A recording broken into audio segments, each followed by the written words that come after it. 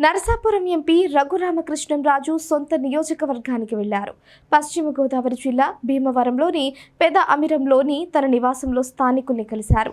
ప్రధాని మోడీ, చంద్రబాబు, పవన్ కళ్యాణ్లపై పూర్తి విశ్వాసం ఉంది అన్నారు రఘురామ. జగన్మోహన్ రెడ్డిని వాళ్లు ప్రేమించరు అనేది తన ప్రగాఢ నమ్మకం అని అన్నారు. కూటమి అభ్యర్థిగా నరసాపురం నుంచి పోటీ చేయగలననే విశ్వాసం ఉందన్నారు.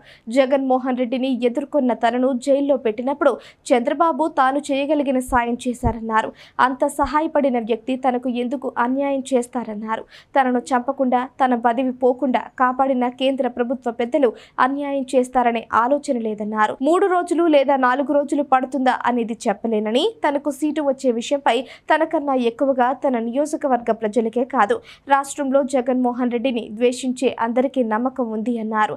బీజేపీ రాష్ట్ర అధిష్టానంతో తనకు పరిచయం కానీ, సాన్నిహిత్యం కానీ లేదన్నారు. దాంతోనే అంతరం వచ్చి ఉండొచ్చన్నారు. తనకు మద్దతుగా కొన్ని వేల మంది నుంచి ఫోన్లు వచ్చాయని, కూటమి 100% తనకు న్యాయం చేస్తుంది అన్నారు. అందుకు అందరూ మద్దతుగా రావాలని కోరుతున్నానన్నారు.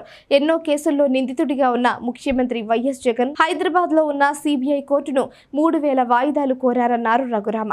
వాటిని త్వరగా విచారించాలని ఒకటి, ఇన్నాళ్లు న్యాయస్థానానికి వెళ్లకపోవడంతో బెయిల్ రద్దు చేయాలని మరొక పిటిషన్ వేశానన్నారు.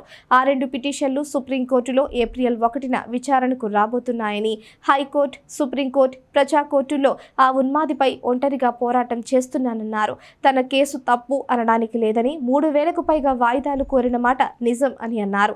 అన్ని వాయిదాలు ఇవ్వకూడదనే నిబంధనలు ఉన్నమాట నిజమన్నారు. ఏమవుతుందో చూడాలి. వైఎస్ జగన్ ఎన్నోసార్లు తనను అనుకున్నది చేయలేకపోయారన్నారు. డిస్క్వాలిఫై చేయలేకపోయారని, చంపలేకపోయారన్నారు. చాలా విషయాల్లో ఫెయిల్ అయ్యారని, ఇప్పుడు టికెట్ విషయంలో ఫెయిల్ అవుతారనుకుంటున్నట్లు చెప్పుకొచ్చారు. తాత్కాలికంగా ఆయన విజయం సాధించారని, ముందు చూపుతోనే ఏ పార్టీ నుంచి పోటీ చేస్తానో తాను చెప్పలేదన్నారు.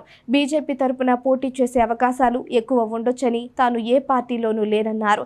ఆ పార్టీలు అదే చెబుతాయి అన్నారు. రఘురామ నరసాపురం నుంచి ఎంపీగా పోటీ చేద్దామని భావించారు. ఆ సీటు బీజేపీకి కేటాయించడంతో ఆ పార్టీ టికెట్ ఇస్తుందని భావించారు. కానీ అనూహ్యంగా రఘురామను కాదని శ్రీనివాస వర్మకు టికెట్ ఇచ్చారు.